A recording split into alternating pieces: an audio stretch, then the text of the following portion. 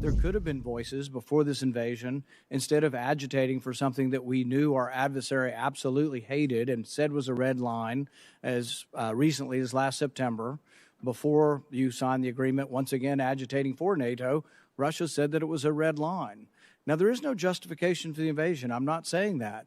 But there are reasons for the invasion, and I think it's added nothing. In fact, had Ukraine been in NATO, as you've advocated for and many others have advocated for, we would now have troops in Ukraine. We may still have the destruction, but we would also have troops in Ukraine. It's not a question of agitating for Ukraine's admission. It's a question of standing up for the basic principle that we strongly adhere to, that there should be and will be an open-door policy when it comes to NATO membership. These are sovereign decisions for European countries to make, and of course a decision for the NATO alliance to make in terms of making sure that a country that wishes to join actually adds value to NATO. All right, so that was moments ago, Secretary of State Antony Blinken being grilled by Senator Rand Paul there. We'll bring our panelists back in, Wendy Patrick and Matthew Foldi, on this. Wendy, I'll just start with you on that, and really getting to the heart of what, and this was just moments ago, but the heart of what Senator Paul was getting at is that if we would have went a certain way, or if Ukraine was a part of NATO, we would have had U.S. troops on the ground pushing against that. Obviously, the Secretary of State pushing back against the senator. And it also, by the way, always seems to be Senator Paul who has to push back. Sean, I was just going to say that, every time I watch an exchange like this, I always think, I know he's a doctor, he should have been a lawyer, but he's always has tough questions.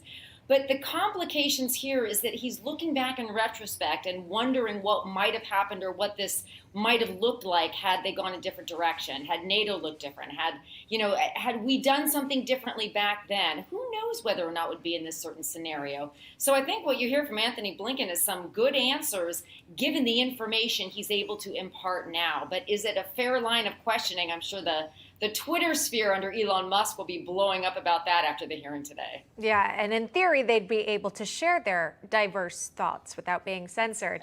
Matthew, hindsight always 2020 here, but since the war does continue and there is loss of civilian life right now, is anyone looking for an off-ramp to this war, calling for peace, calling for a ceasefire? Do you see that really part of the Biden administration's focus?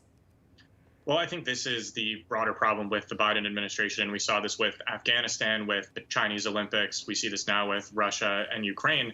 And we've reported on this extensively at the Free Beacon, is that the whole administration and America under unified Democratic Party control is being run on a part-time basis. So, as Putin was preparing to invade Ukraine, we were still dealing with the fallout of Afghanistan. And all the while, key decision makers were all working from home on Zoom, which presents serious national security complications when you try and figure out how to share classified information. So there was probably a lot that we didn't realize at the time because, well, they simply were not authorized to be discussing it in a remote situation, right? If you think about the Senate Armed Services Committee was remote as recently as last month. When I went there, the Senate Foreign Relations Committee Democrats were remote while the Iran deal was being negotiated. Yeah. So it's no wonder that we missed some obvious warning signs from Putin, because the Biden administration and Democrats do not take any of these problems seriously. And right now they're trying to race for the Guinness Book of World Records of most countries lost in the shortest amount of time. I got to jump in out of time there. Wendy Patrick, Matthew Foldi, thank you so much for being our panelists today. We do appreciate that.